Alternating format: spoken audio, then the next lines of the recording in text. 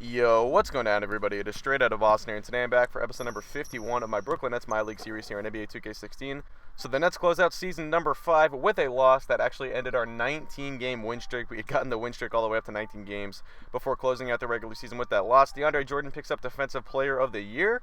Congratulations to him, of course, picked up by the Nets midseason. Lonzo Ball, Most Improved Player. Of course, the former Brooklyn Net, and Logan Schmidt wins Coach of the Year. So there you go. In his second year as head coach of the Brooklyn Nets, he wins Coach of the Year. Good for him. Taking a look at the All-NBA teams here, no one from the Brooklyn Nets made either 3 of the All-NBA teams. A little bit surprised to see that. I thought either Bledsoe or DeAndre could potentially get on, but DeAndre does make All-Defensive first team. That was pretty cool. No Bledsoe on the All-Defensive second team, and then all-rookie teams, we got Tony Shelton on the second team there. He averaged, I believe, about 10 points a game this season. I think we will actually take a look at the season stats here in just a moment. This is going to be what the playoff rotation looks like. You can see Shelton got up to 8.9 points by the end of the game. We had 6 guys average double figures. Oladipo threw Miles on the depth chart. And the good thing, too, is that none of them really did it with bad shooting percentages. Bledsoe was sub 43%. You could have, would have liked to see a little bit more out of him, but you know what he brings defensively, and in terms of playmaking, you can't really complain with how he plays. So anyway, this is the team we did trade for Al Horford from. We're taking on the Atlanta Hawks in the first round, I should say. And like I said, we picked up Horford for them mid-season. We have a lot of history with this team, especially in the first round. This is the 3rd time we faced them as the number 1 seed. And we actually, this time, seem to take control of the series 3-0.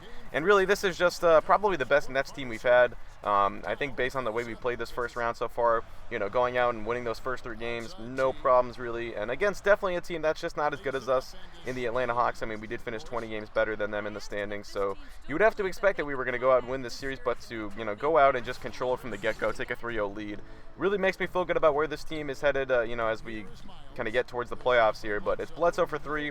He's going to knock that one down, putting us up by 2, now 17-16. Oladipo in there with a couple of the guys from the second unit. It's Porzingis, though, with the tough layup to go, putting us up by 3 now, 21-18. Tyus Jones, who led the Hawks in scoring this regular season with the ball, he finds Richardson there for the 3 from behind the line, making it a 4-point game. Now Brooklyn on top. Horford with the rebound. He's going to kick this one out to Bledsoe. Good pass up the court to Booker. Quick 3. That one is good. Booker's got 5 points now on the evening. It's Bledsoe once again trying to push the pace. Tony Shelton, good extra pass down low to Booker. Pump fakes and 1. Devin Booker with the bucket and the foul. Now as Brooklyn goes up by 10 here, it's Jeff Teague finding Paul Millsap. That is that play that Atlanta loves to run, catching the defense sleeping with the big man, trailing for the 3 there, even in the half-court set.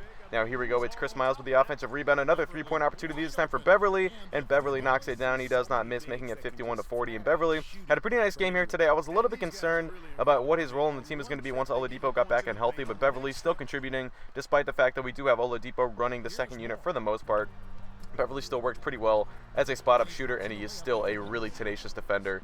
Anyway, it is Etuan Moore getting to the basket. They're making it a 7-point game, but Al Horford fading away at the end of the half gets it to go.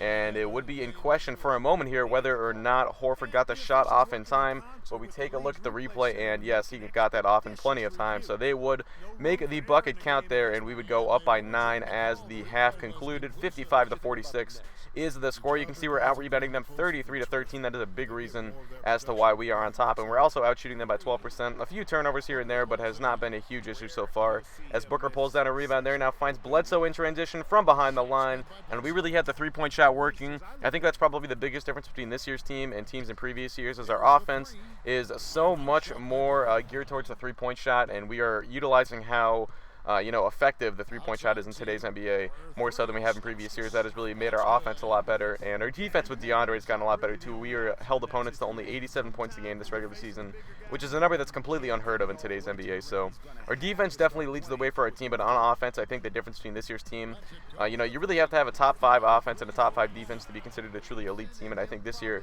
for the first time, we might honestly have a top 5 offense, even though we don't score, the most points per game. I think that's because our pace isn't always the fastest, especially compared to a team like the Thunder or the Warriors. But anyway, I digress. You can see we've opened up a pretty big lead now. That and one would actually get it down to 16, but still early on in the fourth quarter, Paul Millsap stepping back. That 3-pointer is good, so Millsap trying to keep his Hawk team in the game now. 95-80 is the score, though. Little pick-and-roll action here from DeAndre and Eric Bledsoe, and then DeAndre actually didn't mean to take the jumper there, but he gets the and one and would actually convert on the free throw too. So it's a 20-point game now. Myers Leonard from behind the line. That one is good. So Atlanta trying to stay in this ball game with a 3-point shot, but it's honestly going to be a little too late.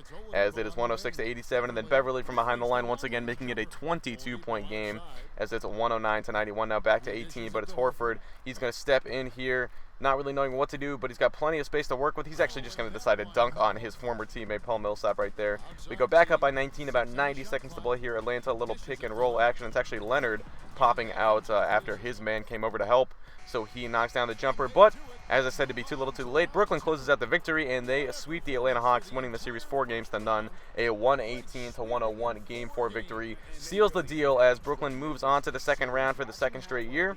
There it is, 118-101 was the final. Taking a look at the box score here, we ended up actually shooting 3 more shots than them, and we made a bunch more field goals. That was a big reason as to why we dominated. Also, our rebounding Hawks 54-30 certainly did not hurt. Chris Miles there, 16, 11, and 7, almost had a triple-double, at least was on triple-double watch. Booker led the way with 26 points. DeAndre, 13 rebounds. Millsap had a pretty nice night for them, 24 points on 14 shots, but the rest of their offense not really doing much. Jeff Teague only 9 assists. He's had a lot of big games against us in the past, but could not do it there. And that's going to do it. So hope you guys did enjoy. Thanks for watching, and I'm out. Peace. Kevin, thank you. So why don't we take a look now at our Jordan Player of the Game. He came out of the locker room at halftime and was immediately on fire. That third quarter was his, and he did not hesitate to exert his will. He was dead on from the field tonight, guys. I'd call his performance economical because there was no wasted opportunities. He took advantage of every good look he got. I mean, everything he put up was going in. Well, it's a great feeling when you're the guy that helps your team close out a series with that kind of game.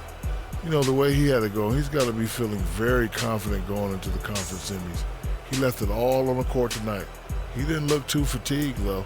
I'm sure he still has plenty left in the tank, buddy. And that'll do it for our coverage of this entertaining Round 1 series. For Kenny Smith, Shaquille O'Neal, Kevin Harlan, and the entire 2K Sports crew, I'm Ernie Johnson. We look forward to seeing you for Round 2 right around the corner.